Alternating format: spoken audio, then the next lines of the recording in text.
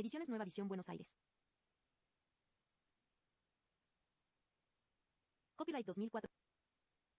Hábito de perderse en estudios de los orígenes. 36. De ese modo, Simian espera atraer a la sociología a una serie de historiadores innovadores, deseosos de sustituir una práctica empírica por un método crítico inclinado a la investigación causal y exclusivamente elaborado por los sociólogos. Este texto de Simian se convertirá en la matriz teórica de los anuales en 1929, pero su índole a la vez polémica y agresiva provoca en un primer momento una reacción general de rechazo. El eco más elaborado y más abierto a un diálogo con los Durkheimianos se publica en la misma revue de síntesis historique, con la firma del historiador Paul Mantoux, que defiende poco después, en 1906, una importante tesis sobre la revolución industrial en Inglaterra. Mantoux aspira de tal modo a desactivar el ataque, mostrándose favorable a un trabajo en común con las ciencias sociales, pero también pretende destacar la pertinencia del estudio de los fenómenos individuales cuando es posible articularlos con lo colectivo. Insiste asimismo en la importancia crucial del cambio, la cronología y el tiempo para comprender los fenómenos sociales. 6. La ESTR, UCTURAL, ISACIONDELAH, ISTORIA. 6.1. La historia como ciencia nomotética. El manifiesto de Simian se reedita en la revista de los anuales en 1960 con el fin de señalar con claridad, en la hora del desafío estructuralista, que los historiadores asimilaron desde mucho tiempo atrás la lección de los sociólogos durkheimianos e hicieron de ella su propio programa. En efecto, desde 1929, año de la fundación de la revista Annales de Histoire économique et sociale y dirigida por Marc Black y Lucien Febvre, la orientación durkheimiana se convierte en la matriz teórica del programa de la Escuela de los Anuales que, por etapas, agrupa bajo su enseña a la casi totalidad de la corporación historiadora a lo largo del siglo XX. El comité de dirección de la revista es emblemático de la captación, exitosa esta vez, de las ciencias sociales hermanas. 37. El precio pagado por ese éxito, que no tardará en transformar una revista en una escuela, es la obediencia de la historia al programa durkheimiano adoptado por los historiadores. Lausanne 36 y Bidem. 37 CF, François 12, L. Histoire en Mietz, París, La Découverte. 38 L. Febvre, por les historiens, un livre d'Escheva, les cours d'économie politique de Simian. La batalla encarada por los anuales a favor de una dialéctica entre pasado y presente se libra en dos frentes. Por un lado, contra los eruditos puramente limitados a la restitución del pasado, sin inquietud alguna por las apuestas actuales, y por otro, contra los economistas y sociólogos cuando tienden a ocultar el espesor temporal de los objetos estudiados. La especificidad del tiempo del historiador consiste justamente en sostenerse en esa tensión entre una sensación de continuidad del presente con respecto al pasado y la idea de la existencia de un abismo que se amplía e instituye una discontinuidad entre ambas dimensiones. El medievalista Black incluso teoriza el valor heurístico del presente mediante el proceder recurrente calificado de mirada, al revés, que equivale a partir de lo más conocido y encaminarse hacia una mejor inteligibilidad de las zonas más opacas. Por otra parte, es lo que hace el propio Black cuando toma como punto de partida sus reflexiones sobre el rumor, vividas en la retaguardia del frente durante la guerra de 1914 a 1918, para comprender con mayor claridad el fenómeno de creencia que da origen a los reyes taumaturgos. Esta importancia del presente singulariza los anuales, un tercio de cuyos artículos está dedicado al tiempo actual hasta 1939. De este periodo de entreguerras marcado por la primera generación de los anuales se destaca una verdadera fecundidad, pero la supresión de lo político y del acontecimiento en beneficio exclusivo de la indagación causal no permitió a estos historiadores, sin embargo, comprender los dos fenómenos políticos fundamentales del momento, circunstancia tanto más grave cuanto que daban prioridad a los temas contemporáneos, al presente. En efecto, no supieron ver el fenómeno nazi, fascista y estalinista, lo cual haría decir a Marc Black en 1940, en una autocrítica apenas velada, adeptos de las ciencias del hombre o científicos de laboratorio, tal vez nos apartamos también de la acción individual a causa de una suerte de fatalismo, inherente a la práctica de nuestras disciplinas.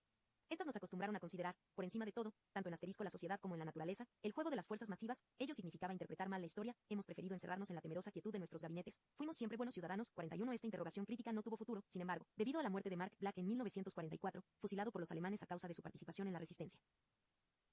41 Black, L. Étrange de Fight 1940, París, Frank Tireurs, 1946, p. 6.2. Crítica de Levi Strauss.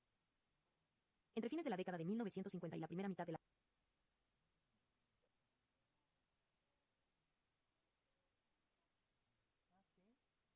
6.2. Crítica de Levi Strauss. Entre fines de la década de 1950 y la primera mitad de la década siguiente, los historiadores sufren tanto más duramente la competencia de la sociología cuanto que Claude Lévi-Strauss, eminente representante de la antropología francesa, acaba de demostrar el vigor de un programa estructuralista que aspira a concretar la federación de todas las ciencias humanas en una semiología generalizada, nueva ciencia de la comunicación humana.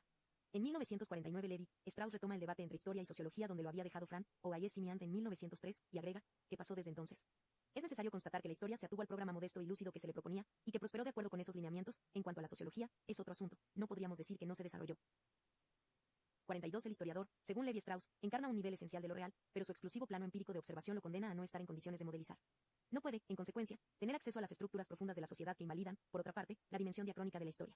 El historiador está, por lo tanto, destinado a vivir en la opacidad de una descripción informe y al caos de la contingencia, a menos que se pertreche con la grilla de lectura del etnólogo, pues los modelos conscientes se interponen como otros tantos obstáculos entre el observador y su objeto, mientras que la antropología se asigna como horizonte el escrutinio del nivel inconsciente de las prácticas sociales. La historia y la etnología están doblemente cerca, sin duda, por su posición institucional y por sus métodos, y Levi Strauss considera que tiene un mismo objeto, ese otro separado del mismo por las distancias espaciales o el espesor temporal del pasado. La distinción entre esas dos disciplinas, según el antropólogo, se situaría entonces entre la ciencia empírica que es la historia y la ciencia conceptual que es la etnología. Ahora bien, solo esta última puede tener acceso a los estratos inconscientes de la sociedad humana. La antropología estructural, tal como la concibe Levi Strauss, es la única capaz de aventurarse en las esferas del universo mental al asignarse como objetivo el acceso a los recintos de la mente. Se advertirá la magnitud del desafío que representa un programa semejante para el historiador, sobre todo cuando lo plantea el autor. 42 Claude Lévi-Strauss, Historia et Ethnologie, 1949, en Entrepal. De lo que fue a mediados de la década de 1950 un bestseller, Tristes Trópicos. Poco después, en el marco de una polémica con Jean-Paul Sartre, que es una respuesta a su crítica de la razón dialéctica, Lévi-Strauss muestra aún más severidad con respecto a la historia, que presenta como la expresión de un mito en el pensamiento salvaje, de 1962. La fascinación ejercida por la historia sobre los filósofos se denuncia como un intento de restituir un continuo temporal ilusorio. La historia no puede sino ser parcial y debe renunciar a cualquier globalidad significante. Su presunta continuidad histórica solo se alcanza por medio de trazados fraudulentos. 43. 6.3. La respuesta de Braudel. Braudel, que comprendió con claridad la fuerza y el peligro del desafío, opone la herencia de Marc Black y Lucien Febvre a Claude Lévi-Strauss, pero innova al modificar las orientaciones primigenias con el fin de poner freno a la ofensiva estructuralista. La historia de los Annales encontró en él a un autor que revitalizó la misma estrategia, haciendo de la historia la ciencia federadora de las ciencias humanas mediante la adopción del programa de estas. Por otra parte, Braudel reconoce la herencia directa de las ciencias del hombre en su manera de escribir la historia. Y de la revolución de las ciencias sociales rescata sobre todo la necesidad de abrir las fronteras entre las disciplinas, derribar las murallas levantadas por cada una de ellas. Es partidario de un librecambismo de ideas y personas entre las diversas ciencias humanas. De esas confrontaciones, la historia no puede sino salir engrandecida, pues Braudel no duda de su capacidad de asimilar y reducir de acuerdo con un esquema convertido en ritual. Al pronunciar su clase inaugural en el Collège de France, donde entró en 1950, Braudel evoca a esos rivales. Hemos visto nacer, renacer y expandirse, desde hace 50 años, una serie de ciencias humanas imperialistas. 44. La tónica está dada. Es la de la defensa de la identidad del historiador por parte de alguien convencido de tener la duración de su lado, al sostener una disciplina con tantas raíces como la historia y la continuidad de una escuela que no deja de afirmar su postura dominante frente a los nacimientos y renacimientos efímeros y a esas jóvenes plantas que son las otras. En contraste con el tratamiento reservado a Georges Burbidge, menciona la proeza de Lévi-Strauss, 47, al haber sabido descifrar el lenguaje subyacente a las estructuras elementales del parentesco, los mitos y los intercambios económicos. El director de orquesta Braudel, que suele tener una actitud arrogante con esas jóvenes ciencias imperialistas, acepta por una vez abandonar su atril y llega incluso a evocar a nuestro guía al hablar del antropólogo, sin deponer pese a ello las armas. Ese es el signo manifiesto de que ha comprendido el vigor y el atractivo de ese discurso antropológico que también se presenta con un carácter totalizador, pero con el apoyo de un aparato matemático y modelizaciones que le permiten acceder a lo inconsciente de las prácticas y por lo tanto ganar rápidamente en el campo de las ciencias sociales una superioridad que neutraliza la posición de la historia. Braudel responde innovando y apropiándose de las conquistas de la antropología estructural, y le opone la carta de triunfo del historiador, la duración, no la del par tradicional acontecimiento diagonal datación, sino la de la larga duración que condiciona incluso las estructuras más inmutables puestas de relieve por el antropólogo. La prohibición del incesto es una realidad de larga duración. 48. Reconoce la justeza de la crítica de Francois Simian contra la singularidad del acontecimiento y su carácter fútil para las ciencias sociales. Propone, por lo tanto, reorganizar el conjunto de estas. 45. Ibidem, p. 105. Ciencias en torno de un programa común que tenga por referente esencial el concepto de la larga duración.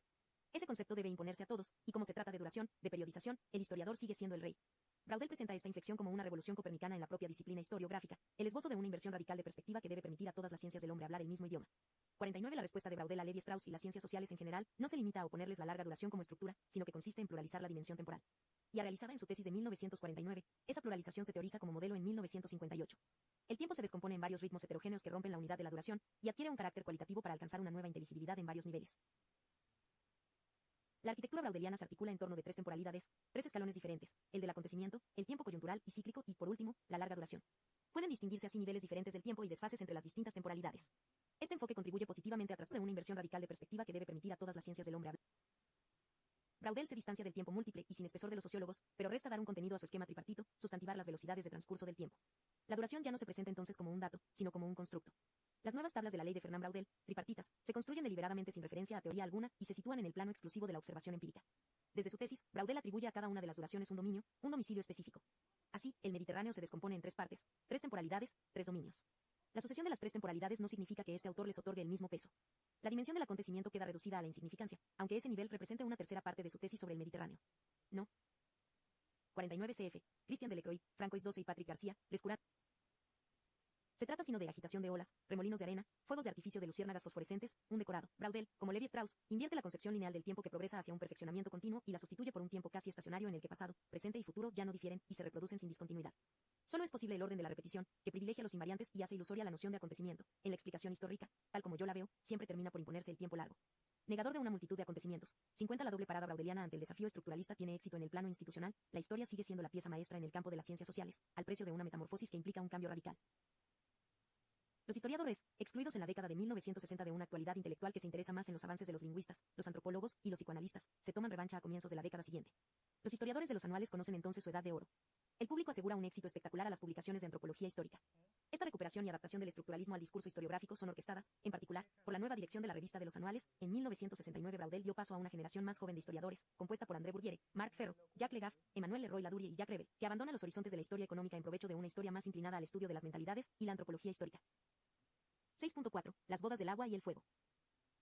En 1971, este nuevo equipo publica un número especial de la revista, dedicado a la historia y la estructura, 51, que traduce con claridad la anhelada reconciliación entre estos dos términos, antaño antinómicos como las bodas del agua y el fuego. André Bourdieu, a cargo de la presentación del número, propicia la adopción de un estructuralismo para historiadores que sea abierto, bien temperado y capaz de demostrar que los profesionales de la historia. 50F. Braudel, la Mediterránea. No se conforman con percibir el nivel manifiesto de la realidad, como sostenía Levi Strauss en 1958, y también se interrogan, en cambio, sobre el sentido oculto, lo inconsciente de las prácticas colectivas, por las mismas razones que los antropólogos. Para Bourdieu, un poco de estructuralismo nos aleja de la historia, mucho estructuralismo nos devuelve a ella. 52. La entente cordial entre historiadores y antropólogos parece notoria en esos comienzos de la década de 1970, gracias a la antropologización del discurso histórico. Los historiadores se sumergen en las delicias de una historia de las permanencias, y la historiografía privilegia a su vez la figura del otro con respecto a la imagen tranquilizadora del mismo. El otro, la diferencia, buscados hasta entonces por los antropólogos en los trópicos, se convierten ahora en objetos de la indagación historiadora, esta vez bajo el espesor del pasado temporal dentro de la civilización occidental. Al preconizar una historia estructuralizada, los historiadores de los Annales ambicionan alcanzar esa federación de las ciencias humanas cuya realización deseaba Émile Durkheim en beneficio de los sociólogos, y para ello toman el modelo estructural y hacen de la historia una disciplina nomotética y ya no ideográfica. El primer efecto de esta fecundación estructural del discurso historiográfico es, desde luego, una mayor lentitud de la temporalidad, que llega casi a detenerse. Se rechaza el acontecimiento, considerado como perteneciente a la órbita del epifenómeno o el folletín, para consagrarse casi exclusivamente a lo que se repite, lo que se reproduce. El abordaje de la temporalidad privilegia más las extensas zonas inmóviles, y cuando Emmanuel Leroy-Ladurie sucede a Braudel en el Collège de France, el título de su clase inaugural es El Histoire immobile. 53. El historiador, según Leroy-Ladurie, hace estructuralismo a conciencia o sin saberlo, como el señor Jourdain. Desde hace cerca de medio siglo, de Marc Black a Pierre Gouver, los mejores historiadores franceses, sistemáticamente sistematizadores, hicieron estructuralismo con conocimiento de causa y a veces sin saberlo, pero con demasiada frecuencia sin que se supiera. 54. En esa solemne oportunidad, Leroy-Ladurie confiesa su admiración por los métodos estructura, listas aplicados a las reglas del parentesco y las mitologías del Nuevo Mundo por Levi Strauss. 52. A Bourdieu, Presentation en Ibid, P. Bill. La tarea del historiador ya no consiste en poner el acento en las aceleraciones y mutaciones de la historia, sino en los agentes de la reproducción, que permiten la repetición exacta de los equilibrios existentes. Así, los agentes microbianos aparecen en primer plano con un carácter explicativo, como verdaderos factores decisivos de estabilización del ecosistema. A juicio de Leroy-Ladurie, el motor de la historia masiva, al menos durante el periodo que estudio, debe buscarse aún en mayor profundidad en los hechos biológicos, mucho más que en la lucha de clases. 55. El hombre está entonces descentrado, y no puede más que forjarse la ilusión del cambio. En consecuencia, es preciso restar importancia a todo lo que se deduce de las grandes fracturas de la historia, en beneficio de las grandes trends, aunque éstas correspondan a una historia sin los hombres. Leroy-Ladurie, que vuelve a ver triunfante la disciplina histórica, termina su clase inaugural con una nota optimista. La historia, que durante algunas desgraciadas décadas fue la cenicienta de las ciencias sociales, recupera en lo sucesivo el lugar eminente que le corresponde. Había pasado simplemente del otro lado del espejo para rastrear al otro en lugar del mismo. 56. La naturaleza, en sus resistencias a los cambios, se convierte en la fuente de inspiración de una historia de sociedades tan estáticas como las sociedades frías de Levi Strauss, meras máquinas de reproducir. La historia refluye hacia la inmovilidad, un presente quieto cercenado del antes y del después, que justapone en el espacio al mismo y el otro. 7. LASVDETRM INACION o la crisis del causalismo. La división entre el sujeto y el objeto, con la posición de dominio que implicaba, daba a entender que las ciencias humanas podían llegar a una situación de clausura del conocimiento en la cual el sujeto podría saturar el objeto mediante la envoltura de su saber.